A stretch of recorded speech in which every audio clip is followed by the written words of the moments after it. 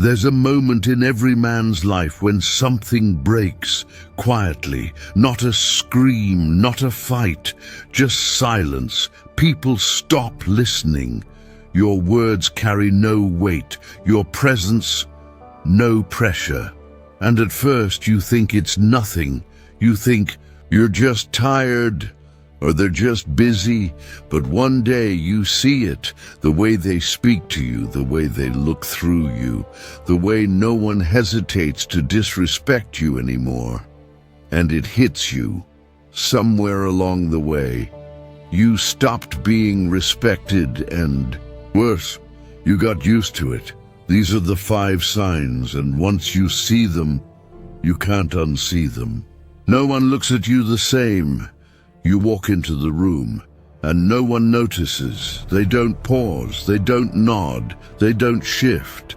And maybe, just maybe, you've stopped expecting them to.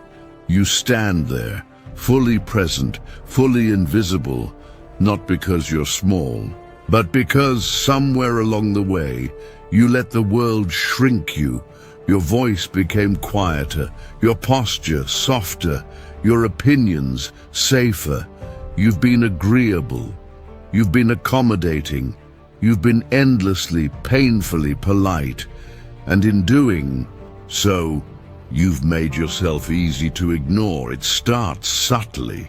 They interrupt you in conversations. They speak over you. They forget to include you. Then it grows. You're no longer asked for input, no longer considered, no longer remembered, and you wonder why. Here's the brutal truth. The world takes its cue from you. If you show up unsure, they mirror it. If you speak with hesitation, they listen with indifference. If you treat your presence as optional, they will too. Marcus Aurelius once wrote, "A man's worth is no greater than his ambitions." So ask yourself, what have you been aiming for? Peace at any cost? Harmony without boundaries? Being liked more than being real? Respect begins when you stop asking for permission to exist. It begins when you walk into a room and believe fully that your presence shifts it. Not because of arrogance, not because of status, but because you know who you are. The Stoics taught presence through discipline, through clarity, through stillness. When you cultivate inner order, you bring outer gravity, and gravity cannot be ignored. So the next time you enter a room, enter as someone who's done being overlooked, who doesn't wait to be invited to speak, who doesn't need to raise their voice to command attention. Speak less, but when you do, speak from ground. Look people in the eye, not with aggression, but with the calm certainty of someone who knows. I've earned my place. The shift won't happen overnight. They'll resist it at first. They'll test it. But over time, your silence will feel heavier than their noise. Your gaze will carry weight. Your presence will become undeniable. And one day, without you saying a word, they'll stop. And they'll look, because you looked at yourself first. You explain yourself too much. At some point, you started justifying everything. Your choices, your tone, your boundaries. You say no to an invite and immediately follow it with a paragraph. You speak your mind, then scramble to soften the edges. You take a different path and spend hours making others feel comfortable with your decision. You explain. You over-explain. You drown in your own justifications. Why? Because you're afraid of being misunderstood, afraid of being judged, afraid of losing approval. You want to be seen as reasonable, as thoughtful, as one of the good guys. But here's the truth. A man who needs to be constantly understood will never be respected. Because respect doesn't come from how well you explain yourself. It comes from how little you need to. Look around. The men who move rooms with their presence, they don't justify, they state, they act. They leave their decisions standing in silence, not because they're arrogant, but because they're anchored. They don't fear discomfort. They don't rush to be liked. They're okay with being misunderstood because they know. Clarity isn't something you beg for. It's something you become. Every time you explain yourself to avoid tension, you teach others that your boundaries are open to negotiation. You turn your decisions into debates. You water down your convictions, and worst of all, you start to question them yourself. What began as a simple explanation becomes a habit of self-doubt. You start second-guessing your no, rephrasing your truth, rearranging your soul to fit into someone else's comfort, and little by little, you abandon yourself in the name of being agreeable. The Stoics knew this. Epictetus warned, don't explain your philosophy, embody it. Marcus Aurelius wrote, let your principles be brief and few, yet fundamental. And he also said, the approval of 10,000 is nothing if you don't approve of yourself. Explanation, when done out of fear, is a form of begging. Begging to be liked, begging to be seen, begging to not be questioned. But you weren't made to beg, you were made to build, to stand, to speak when needed, and stay silent when not. So here's your mirror. Start letting your actions speak. Start saying no with a period. Start living without the urge to be constantly understood. You don't owe explanations to people who aren't invested in your growth. You don't owe comfort to those who mistake your kindness for weakness. Let your silence create the discomfort they deserve. Let your decisions stand like pillars, immovable, unapologetic. People will be uncomfortable. They might say you've changed. They might call you cold, but what they're really saying is, I can't manipulate you anymore. And that's not cruelty, that's strength. The man who doesn't explain himself every time, he's not a tyrant. He's not heartless. He's just tired of performing, tired of softening the truth, tired of pretending to be smaller so others can feel taller. Because once you stop performing, respect starts walking back in the room, and when you no longer explain your worth, you finally start to feel it. Not because they told you so, but because you chose it. And in that silence, you come home to yourself again. Here's your challenge. This week, catch yourself before you explain. Pause and simply say, because that's what I chose. Then let the silence speak the rest. You lost your physical presence. A man doesn't speak only with words. He speaks with his shoulders, his walk, his stillness, his silence. And somewhere along the way, yours stopped speaking. You enter a room without posture. You sit without firmness. You speak without breath. Your body no longer tells the truth that you are here, that you matter, that you are to be reckoned with. Presence isn't about being big, it's about being full. When you're present in your body, people feel it. They don't know why they pay attention, they just do. But when you shrink into yourself, they look past you. They forget you were even there. The Stoics understood this.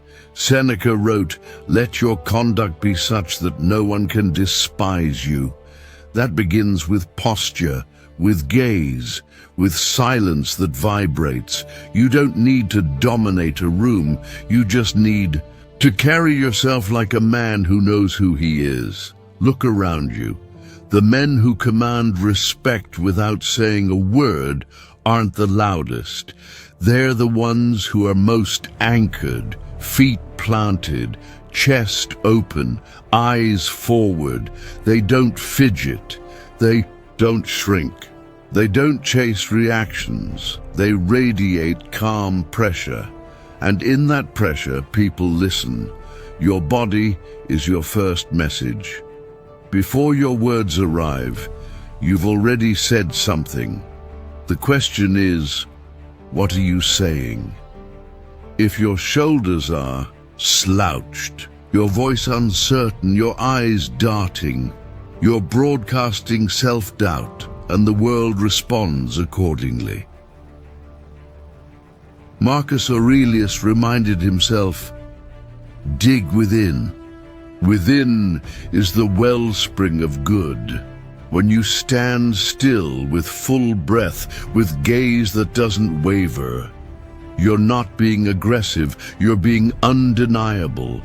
There is a kind of presence that doesn't need to prove. It just is. That's your aim, not performance, not posture tricks, but alignment between your breath, your mind, and your mission. Let every step say, I'm here by choice. Let every pause say, I don't need to rush. Let your stillness say, I'm not chasing anything. The men who change rooms are rarely the ones who move the most. They're the ones who carry stillness like a weapon, and that stillness, it's built through discipline, through daily resistance, through living from the inside out. Train your body to carry your code. Let your spine hold your philosophy. Let your walk reflect your truth, because when you do, respect follows, not out of fear, but because presence, true presence, cannot be ignored. You avoid eye contact when you shouldn't. You look away without even noticing it. In conversations, in moments of tension, in the silence between sentences, you glance to the side, you look down, you escape, and you think no one notices. But they do, because the eyes carry something more than sight. They carry claim. They say, I see you and I know you see me. And when you look away first, you've already lost the frame. You've told the room without words that you're unsure, that you're smaller, that you'd rather disappear than confront, and that gives others permission to dominate you. Here's the thing, real eye contact isn't about staring. It's about standing ground. It's not confrontation, it's confirmation of your presence, of your self-trust. Seneca once wrote, a great mind is strong and steady in its gaze. Most men flinch, not physically, but with the eyes, and they don't even know they're doing it. Why? Because eye contact reveals. It strips away the mask. It makes you feel naked. If you're not clear on who you are, looking someone in the eye will terrify you, not because of them, but because of you, because deep down you know. You've been living below your standard.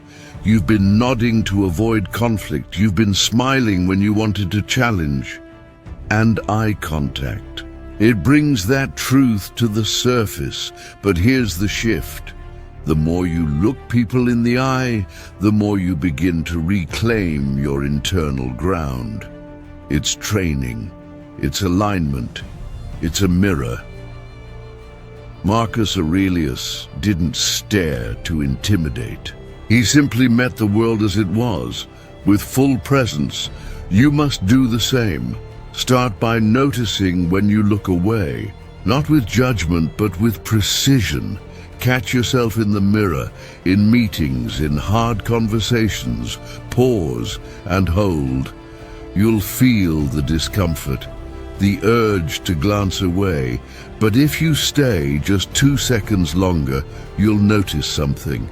The other person begins to shift, not because you're asserting power, but because you're reclaiming it. There is a calm force in a man who holds his gaze, not to threaten, but to witness, to say, I am here, fully. This week, try it. Hold their eyes when you speak. Hold their eyes when they challenge you. Hold their eyes when they're silent. And most of all, hold your own gaze in the mirror. If you can't look at yourself with steadiness, why would anyone else treat you with reverence? Let your eyes become the proof of your inner solidity.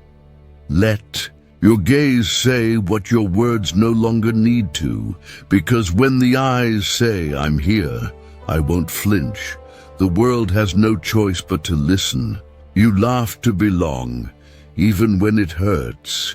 You hear the joke, you feel its sting, but you laugh anyway. You don't agree with what was said. It goes against something in you, something sacred, but you still smile. Maybe even chuckle, not because it's funny, but because you're scared of the alternative, being the one who doesn't join in, so you swallow it. You fake ease. You trade your truth for a seat at their table, and every time you do that, you lose a piece of yourself. You laugh to blend in, to stay included, to avoid being the difficult one. But here's what's quietly happening. They stop taking you seriously because deep down people don't respect what you tolerate. They respect what you won't. When you laugh at something that violates your values, you're not keeping the peace. You're betraying it. You're teaching them that your boundaries are flexible, that your soul has a price, and that price is their approval. Seneca warned, it is better to be scorned for who you are than loved for who you are not. Most men will hear that and nod. Few will live it, because silence is costly, because drawing a line comes with risk. You might lose the room, you might be mocked, you might be left out next time. But what's the real cost of laughing when you don't mean it? What's the long-term damage of always saying, it's fine, when it isn't? The damage is subtle, but it's deadly. It's waking up one day, unable to recognize yourself. It's becoming someone who's always agreeable, always pleasant, and completely forgettable. You become invisible, not because they ignored you, but because you erased yourself. Marcus Aurelius wrote, if it is not right, do not do it. If it is not true, do not say it. But we could add, if it is not yours, do not laugh at it. Laughter should be truth. Laughter should be presence. Laughter should be yours. Every time you laugh just to fit in, you reinforce the idea that who you are fully is not enough, that you need to edit yourself, shrink yourself, disguise yourself, and it's exhausting. Here's the truth no one tells you. Your silence holds more weight than your fake laughter. When the joke lands and you don't flinch, when the group mocks and you stay grounded, you say something far louder than a laugh. I don't need to belong here, not at the cost of my integrity. That's how respect begins, not with loud protests, not with righteous outrage, but with quiet refusal, with the kind of stillness that says, I see what this is, and I choose not to play. This is how men earn gravity, by being the ones who don't shift in the wind, by being the ones who'd rather be alone than fake. Remember, people remember the one who stood still, who didn't force a smile, who didn't need the laugh, because that man That man commands the room without even trying. This week you will face it again, the off comment, the subtle mockery, the group moment where conformity feels easier. Pause and feel the ground under you. Don't flinch, don't smile, just be still and let the silence speak. In that silence, you are no longer asking for their respect. You are embodying yours, and that, in time, is what they will remember. Because real presence isn't loud, it's not showy, it's earned in the moments where you refuse to abandon yourself. And every man watching this knows exactly what that feels like. Maybe now you see it, not all at once, but in fragments, moments you dismissed, the eye contact you avoided, the laughs that weren't yours, the explanations you gave for simply existing. You were never weak. You were tired of being the bigger person, tired of holding peace with bleeding hands. The world didn't take your respect, you gave it away, one small silence at a time, and now you feel it. That ache in your chest, that subtle shame, that quiet rage. But listen carefully. This is not your end. It's your threshold. The Stoics didn't teach us to be liked. They taught us to be strong, still, unshaken. Seneca once said, "Sometimes even to live is an act of courage." Your restoration won't be loud. There will be no applause. No one will announce your return. But piece by piece, you'll feel it. The voice you stopped silencing, the back you stopped bending, the truth you stopped censoring. You won't beg to be seen. You'll see yourself. You won't chase acceptance. You'll walk with integrity. And when someone crosses a line, you won't scream. You'll simply raise your eyes and hold the stare, not to intimidate, but to declare, I'm no longer available for disrespect. The world respects those who respect themselves first, not with arrogance, but with stillness, with presence, with the unspoken certainty of someone who knows. I've returned. Let others talk. Let them misunderstand. You have nothing to prove. You are no longer an echo. You are the voice. So walk forward, not faster, but firmer. Let every step say, I am here. I see myself, and that's enough. Because when you see yourself again, the world will have no choice but to follow. If this felt like a mirror, don't look away. Most people will scroll, pretend they didn't feel it. Go back to playing small, but not you. You watched until the end. That means something.